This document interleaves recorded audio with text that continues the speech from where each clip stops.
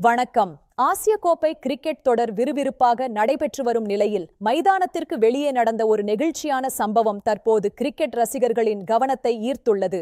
இந்திய அணியின் கேப்டன் ரோஹித் சர்மா மற்றும் பாகிஸ்தான் அணியின் ஜாம்பவான் வாசிம் அக்ரம் ஆகிய இருவரும் கொழும்பு மைதானத்தில் ஒருவரையொருவர் கட்டிப்பிடித்து அன்பை பகிர்ந்து கொண்ட புகைப்படங்கள் இணையத்தில் வைரலாகி வருகின்றன. இந்தியா மற்றும் பாகிஸ்தான் அணிகளுக்கு இடையேயான போட்டி என்றாலே எப்போதும் ஒருவிதமான பதற்றம் நிலவும். ஆனால் வீரர்கள் காட்டும் இத்தகைய நட்புணர்வு அனைவரையும் நெகிழச் செய்கிறது. பாகிஸ்தான் கிரிக்கெட்டின் அடையாளமாக திகழும் வாசிம் அக்ரம் உலகத்தரம் வாய்ந்த பந்துவீச்சாளர்களில் ஒருவர். அவர் இன்றும் பல இளம் வீரர்களுக்கு தூண்டுகோலாக இருந்து வருகிறார். அதேபோல் இந்திய அணியின் கேப்டனாக ரோஹித் சர்மா தனது கனிவான மற்றும் நிதானமான அணுகுமுறைக்காக சர்வதேச அளவில் மதிக்கப்படுகிறார். சீனியர் வீரர்களிடம் அவர் காட்டும் மரியாதை அலாதியானது. கொழும்பில் உள்ள பிரேமதாசா மைதானத்தில் பயிற்சி அமர்வின் போது ரோஹித் சர்மாவை கண்டவுடன் வாசிம் அக்ரம் மகிழ்ச்சியுடன் அவரை வரவேற்று கட்டிப்பிடித்துக் கொண்டார். இருவரும் நீண்ட நேரம் சிரித்துப் பேசியபடி தங்களது அனுபவங்களை பகிர்ந்து கொண்டனர்.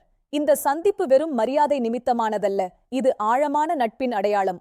சமூக வலைதளங்களில் இந்த வீடியோவை பகிர்ந்த ரசிகர்கள் விளையாட்டு என்பது நாடுகள் மற்றும் எல்லைகளை கடந்தது என்று தங்களது கருத்துக்களை பதிவு செய்து வருகின்றனர். கிரிக்கெட் விமர்சகர்கள் மற்றும் முன்னாள் வீரர்கள் பலர் இந்த சந்திப்பை வரவேற்றுள்ளனர். இதுபோன்ற ஆரோக்கியமான உறவுகள் கிரிக்கெட் விளையாட்டிற்கு மிகவும் அவசியம் என்று அவர்கள் கூறுகின்றனர். கொழும்பின் சீதோஷ்ண நிலை மற்றும் மைதானத்தின் தன்மை குறித்து இருவரும் ஆலோசித்ததாக தெரிகிறது. ரோஹித் சர்மாவின் பேட்டிங் திறமையை அக்ரம் வெகுவாக பாராட்டியுள்ளார். மைதானத்தில் இரு அணிகளும் கடுமையாக போட்டியிட்டாலும் வெளியே இருக்கும் இந்த பரஸ்பர மரியாதை கிரிக்கெட்டின் உன்னதமான ஜென்டில்மேன் பண்பை உலகிற்கு பறைசாற்றுகிறது. ட்விட்டர் மற்றும் இன்ஸ்டாகிராம் தளங்களில் இந்த சந்திப்பு குறித்த ஹேஷ்டேக்குகள் இந்தியாவிலும் பாகிஸ்தானிலும் நீண்ட நேரம் ட்ரெண்டிங்கில் இருந்தன. இளம் கிரிக்கெட் வீரர்களுக்கு இந்த சந்திப்பு ஒரு பெரிய பாடமாக அமைந்துள்ளது. போட்டியின் போது ஆக்ரோஷமாகவும் போட்டிக்கு பின் அன்பாகவும் இருப்பதே சிறந்த விளையாட்டு வீரரின் அடையாளம். ஏற்கனவே விராட் கோலி மற்றும் பாபர் அசாம் இடையேயான சந்திப்புகளும் ரசிகர்களிடையே பெரும் வரவேற்பை பெற்றிருந்தன. அந்த வரிசையில் தற்போது ரோஹித் அக்ரம் சந்திப்பு இணைந்துள்ளது. வாசிம் அக்ரம் போன்ற ஜாம்பவான்கள் வழங்கும் ஆலோசனைகள் ரோஹித் சர்மா போன்ற அனுபவம் வாய்ந்த வீரர்களுக்கும் சில நேரங்களில் புதிய பார்வைகளை தரக்கூடும். கொழும்பின் பிரேமதாசா மைதானம் இதுபோன்ற பல உன்னதமான கிரிக்கெட் தருணங்களுக்கு பெயர் பெற்றது. இன்றைய தினத்திலும் அது ஒரு வரலாற்று நிகழ்வை வழங்கியுள்ளது.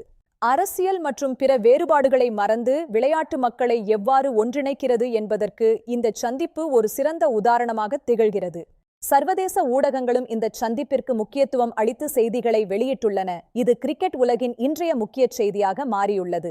கிரிக்கெட்டின் உண்மையான நோக்கம் என்பது வெற்றியை தாண்டி மனித நேயத்தையும் நட்பையும் வளர்ப்பதுதான் என்பதை ரோஹித் மற்றும் அக்ரம் மீண்டும் ஒருமுறை நிரூபித்துள்ளனர். கேப்டன் ரோஹித் சர்மா தற்போது சிறப்பான பார்மில் உள்ளார். அவரது இந்த நிதானமான அணுகுமுறை இந்திய அணிக்கு எதிர்வரும் உலக கோப்பையிலும் பெரிய பலமாக அமையும்.